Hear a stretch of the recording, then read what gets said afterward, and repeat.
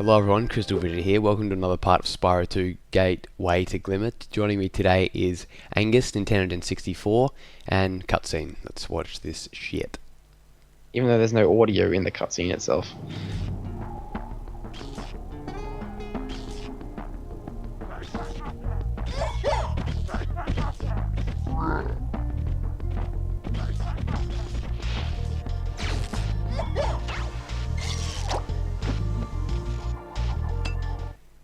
Yes, that is the cutscene. Yes, Angus is correct. Doesn't actually have any audio, but I guess. Well, it has. I mean, dialogue. It doesn't have any dialogue. Yeah, I guess. One thing I don't get about that cutscene is there's supposed to be a guy in that area there at the end of the level, but he gets like zapped, and turns out that I don't know how he gets inside there, because when you get to the end of the level, that guy is actually inside that area there with whatever. And you cheater. I know. Sorry. Don't worry. I've let the viewers know. I will go back to where I was, but I'll just show you what I did there for anyone that wasn't watching. Let's just say they were listening to Angus and they had their eyes closed because they're like therapeutically like in love with his voice. That's what you're meant to do. The feature of this level are the diodes. You need the diodes to get past the particular areas. Well, technically I don't because of the double jump glitch that we've established in this LP. But yeah, this level can be done a lot quicker with the double jump. And I'll probably give it a go just to show you guys off, because I'm kind of like, as I said, I've kind of got like a mixture of like a glitch guide and just a regular sort of let's play of the game going on. In case you didn't know that, Angus. It's illegitimate to say the least. Yeah, but if you want to watch a real man, yeah, Spyro all 2, jokes then you aside, wanna watch my it's Let's Play. all jokes aside, it's actually reaped in the rewards. For example, the last part, which was part 5 or whatever, with me, completing Summer Forest, got like 24 likes or whatever, and it was because of the whole glitches that I was showing off. So people love glitches. Who cares about the double jump? I don't really mind. But let's talk about Hurricos. It's pronounced. You can pronounce it two ways. Like, I guess the popular opinion is pronounced it Hurricos, but I always say Kos because I don't know why I say Kos. Yeah. But it's a very like mechanical kind of level, big emphasis on like the electrical industry.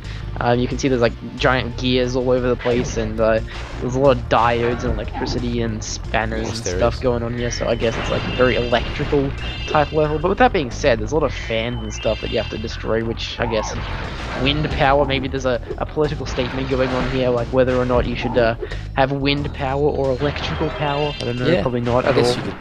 I get that point in a way, but I don't think it. Yeah, but, I mean, there has been statements in Spyro. I mean, I believe there is a homosexual statement in Spyro 2 with Romeo and Juliet both being male in Zephyr, which we will get to. Oh, well, that was kind of a spoiler. Whatever. But yeah, I guess you see what I mean. But I find it interesting actually. I do actually find that interesting. I think that Spyro 2. In general, is just very kind of creative, I guess. They kind of try different things. And this level's a really good example. The cutscenes in this speak a lot. Like, most people just skip the cutscenes, but if you watch all the cutscenes, opening and closing, they actually they say more than they're meaning to say, so to speak. Yeah, exactly. It kind of some of the cutscenes I remember when I was younger, kind of like maybe sad. I remember like there's the cutscene in Magma Cone where he just pushes his friend off into lava. I was like, no, fuck you, dickhead. Who the fuck do you think you are? No one does that. I was kind of like, yeah, pricks. I know. I probably didn't feel as bad as for some reason, but this is a game. But this challenge here is notorious for being long and tedious. Yes. Where like you have to put all these lightning stones in the things, and then these like gear grinders will come out, and you have to like flame them, and then you have to kill all 10 of them until you have to kill all 10 of them, otherwise you won't finish the challenge. So you can put as many stones in as you want, but unless you kill all 10 of them, you can't actually complete this challenge. Yeah, and it's pretty much rigged in terms of like when the guys come over here. Even if you jump at them and flame them, they will not get hit. It's basically scam, so you can only get like 2 or a maximum of 3 each time. So yeah, it makes this challenge one. I wouldn't give it like a 5 out of difficulty, but in terms of annoying, I'd give it a 5 for annoying, because it's just really painful. It is one of the most time-consuming challenges in the game. For sure, yeah. I have to say. And see, do you like you like the rain like effect they got in this level? I do. Like, not many levels have rain in them in Spyro, and I really like it for some reason. I do. I think it's good. Adds It's up, subtle. It's not like Ape Escape where it's like really damn obvious that they've oh, there's one. Yes. Wait, give me a sec. I've nearly got this. Okay, wait. Yeah, the Yes, kind of there the music mixed with the rain and the sirens as well in this level, just all of that together adds to this very like serene kind of like Oh, this is a scary almost fantastic effect. musical track. Actually, I will hold that for 1 second. Just give it a listen. Excellent stuff. Really, really is excellent. Go onto my channel for the soundtrack if you want to see. Yeah. Oh shit! No, oh, you ran away.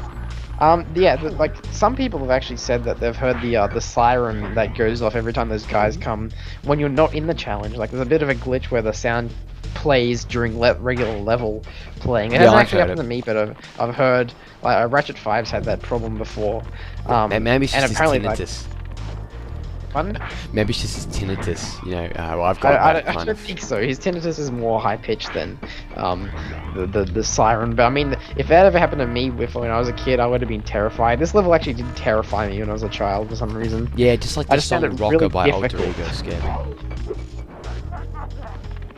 Yeah.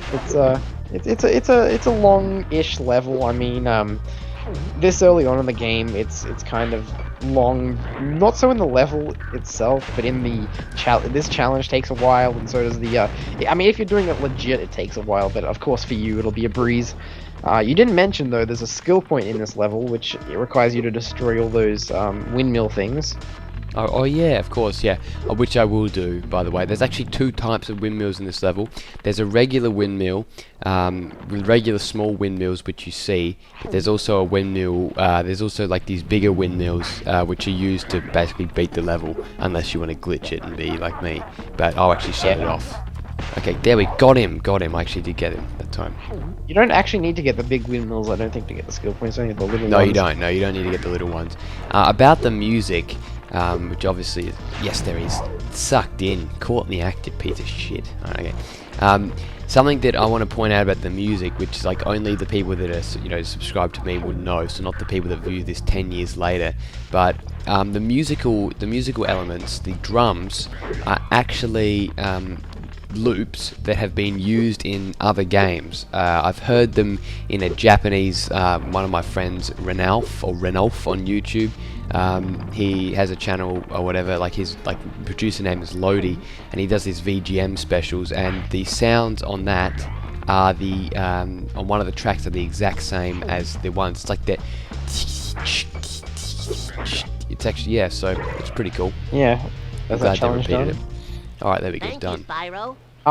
The thing about the music in this level is, out of context, it's not really listening music. Like, I wouldn't choose to listen to the Hurricos music when you're not playing the game, but it fits perfectly for this level. Yeah, it definitely does. Kind of like Aquaria Towers does as well. I find that definitely fits. Or Spooky Swamp, I think, and also Winter Tundra, I think, does that the best, where the music, I wouldn't personally want to listen to the Winter Tundra theme, but when you're in the level itself, it fits beautifully. Yeah, no, I agree there. Actually, for me with, what's the game? For me with Hurricos music, I actually do find that I could listen to it if I was in that kind of mood to listen to relaxing music. If I wanted to listen to intense, cool stuff, I'd listen to, Wild Flight from Spyro 1 or Magma Cone or something. But if you want to listen to relaxing music, or even lounge music, it has a very loungy vibe, if you ask me. I noticed if it's raining outside or something, and the mood has to fit, I think is the best way to say it. You kind of have to be I mean, if it was a sunny day or something and you were outdoors or something, you wouldn't want to listen to this music. But if it was rainy and kind of depressing, you'd want to listen to it. Yeah, no, that's a good assessment. Spyro 2 does a great job in establishing a really nice mood. That's definitely a positive. It really of the game. does. Yeah. Atmosphere, it does well as well. The subtle rain, the really nice mellow sounds of this level music, and just the location in general is really cool. Like Well, I mean, you know, yeah. the thing I find about Spyro 1, it's like no real fault of the game, I guess. No. Like, it doesn't affect anything, but it's kind of got whimsy is its only real theme. Like, the levels only really have one atmosphere, mood to them, and they're usually whimsical. Whereas with Spyro 2, you got like this kind of gritty looking level, and then you got like you can swap the coin completely and have like this kind of cool, I use that word in a pun related way, like Crystal Glacier, and then you can go back into a sunny like beach type level. So I think this game really does switch up the atmosphere a lot. It does, and it doesn't, and I think that's good. It shows a sign of Insomniac growing as a developing company, as a developer. Where Spyro 1's kind of a lot more, goofy. You know what I mean? Like look, those enemies in Dreamweaver's like, like crazy kind of times. Like I like it, and it's definitely, you can't fault them. It was their first like children's game, so for what they did, it was excellent. But yeah, compared to number 2 and 3. These ones have a lot more of a varied personality. Maybe, whatever. This level has I guess if you were to put this in a Spyro 1 homeworld, I'd put it in Beastmakers. Beastmakers, I really like Beastmakers just because of the fact that they did take a little different stroke with that kind of level. They did. Beastmakers was like in terms of in fact, Spyro 1 wasn't really generic at all. Like maybe the first homeworld was kind of generic, but if you think about it, like a Dreamweaver's homeworld is kind of like, what? Like that's not typical platformer. It really isn't, and neither is Magic Crafters really. Neither is Beastmakers. So yeah.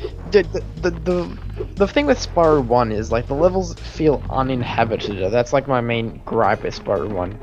There's no real like infrastructural stuff, and like they don't seem like creatures would live there. Kind of, they're very open-ended. Whereas like this level, like you could tell there's like a community going on in this level with all the moving platforms and stuff, and like these people all over the place. Like you could easily see these people living here. Yeah, no, you're right. You could. That is definitely true, but. It's not, once again, it's more of just a strength of this game than a fault of the other. You'll have to use your hover maneuver to exactly. Now, an interesting thing about the Electros, which are the enemies, which have pretty awesome glasses, I will say that.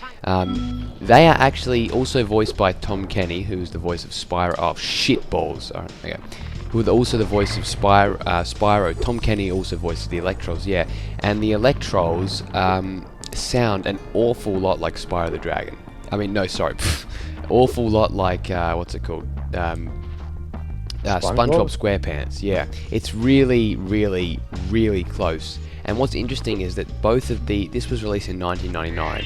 SpongeBob was released in 1999. Whether he got the idea from Spyro or he got the idea from SpongeBob, either way, it's an incredibly similar, sound of his voice. That kind of like that. Hey Spyro, kind of geeky sound that Spyro Well, the professor sounds exactly the same as the Electros as well. Yeah, except less like geeky, basically. Less like listen. Thanks for shutting down the factory. Here, I found this stuck between the gears. Yeah, it is definitely more similar to the professor than to Spyro, but I think there is another another length between.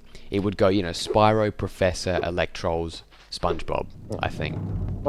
You reckon? Yeah, probably. I mean, he doesn't really have, like, Tom Kenny, he's a great voice actor and everything, but he's only really known for doing that one type of voice. Like, he can't really... Well, no, Spyro is a different type of voice. Not really. It's the same pitch, just kind of, like, less nasaled up. I suppose, yeah. I like it.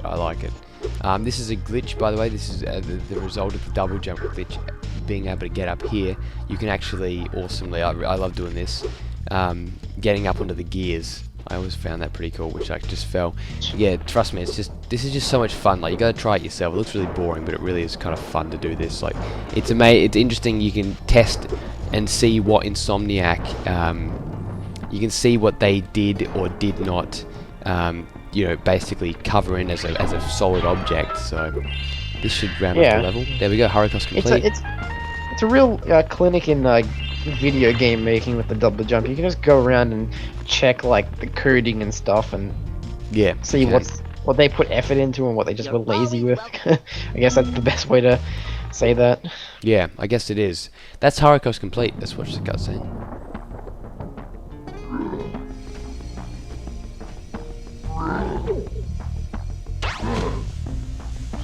The old diode on a string trick. Love it. Love it. Now that Loving those the sounds there. Look, he just slaps him in the face. What the? I'm in the back of the head. He did nothing to deserve that. That's like a Gibbs. That's like a Gibbs Denozo head slap in the NCIS. That's pretty much what it is. Except Denozo doesn't fall on his ass. Anyway, we got the thing for that. Now we can head off to Sunny Beach. Sunny Beach. Thank you for watching, guys. Sunny Beach. Hope you enjoyed it. And the next time we're going, in the words of Mr. Bean, to the beach.